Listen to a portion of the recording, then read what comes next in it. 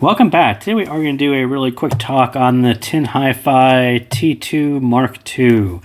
So this is what it looks like up close. MMCX, round metal barrel, kind of a familiar looking shape, plus MMCX. So those of you who aren't fans of MMCX will have to deal with it on this one or pass and wait for their next set. But yeah, I mean, it's kind of a nice shell. I think it looks quite nice. This is the gunmetal version. There's a silver version.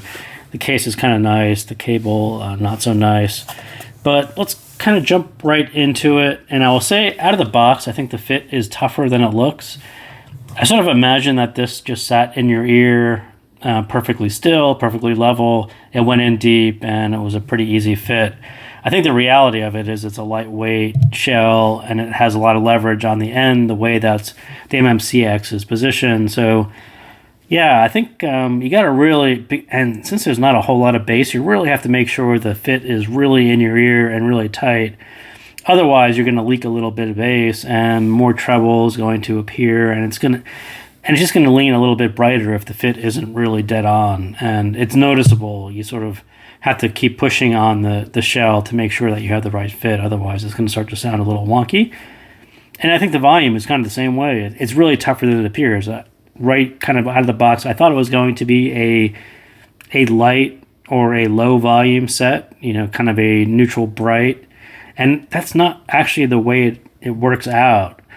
I think part of it is just because the bass is at a lower level that you can't really hear it at a lower volume.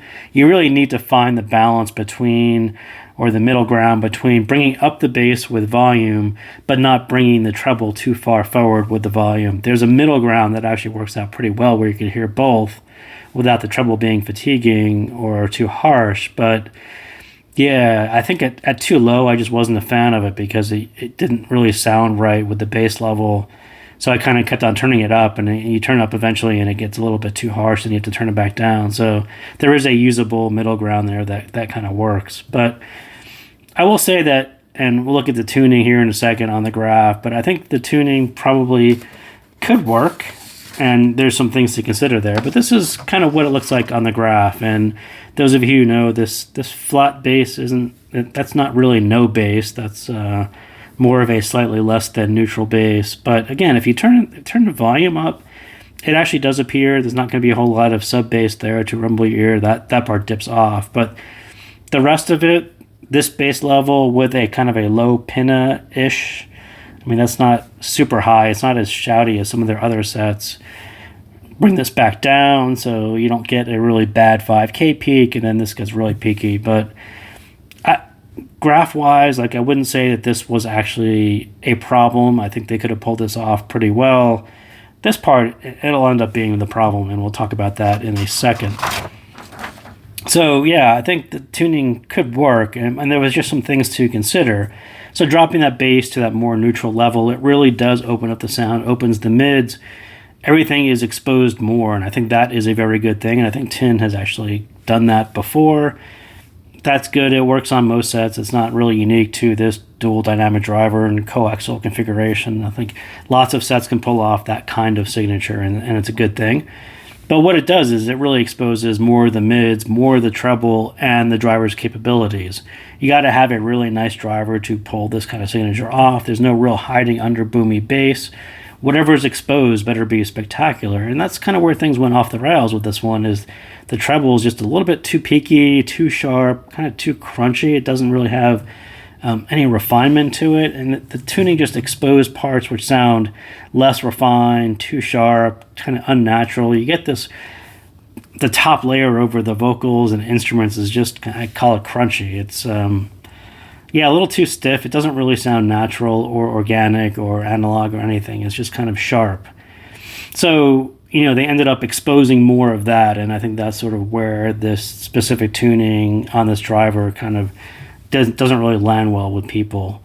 So would it be better with more bass? Is everything better with bass? Probably.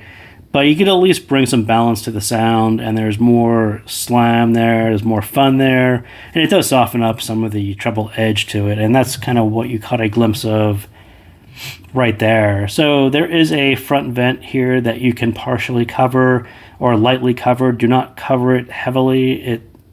there's two dynamic drivers, right, in coaxial. If you actually cover the vent with something solid like tape, that's going to be a huge amount of bass. Micropore tape was a lot of bass, and this is a Y1, so this is the lightest one that I had handy to cover the vent, and that gives you a bass boost that sort of looks like this. So this is stock, right? So stock is this neutral-ish, runs off into a drop off in the sub bass.